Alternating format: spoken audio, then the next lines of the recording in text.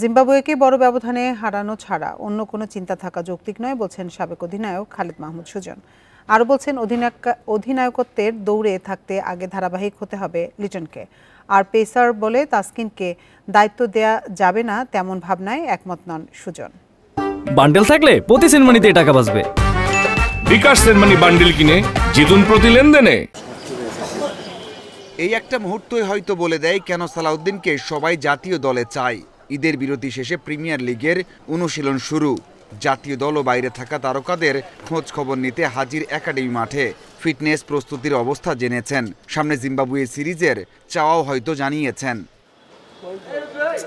জিম্বাবুয়ের সাথে জয় পরাজয়ের হিসাব নয়, ওদেরকে দাঁড়াতেই দেয়া উচিত নয়, এমনটা জানিয়েছেন সাবেক অধিনায়ক ও পরিচালক খালিদ মাহমুদ সুজন।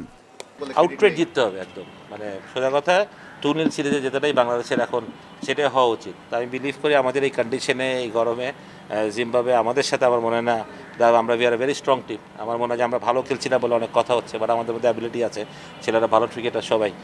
বিসিবিকে নতুন করে ভাবতে হচ্ছে অধিনায়কত্ব নিয়ে। টি-20তে লিটনের সম্ভাবনা বেশি, সুজনও তেমনই চান। তার আগে অবশ্য রানে ফেরার তাগিদ দিলেন। এমন না যে কেউ এত বছর ধরে ক্রিকেট খেলছে, ক্যাপ্টেন্সির গুণ তো লিটন বাংলাদেশ জন্য ক্যাপ্টেন্সি করেছে অলরেডি, সুতরাং ওর মধ্যে যে অ্যাবিলিটি আছে সেটা তো আমরা জানি।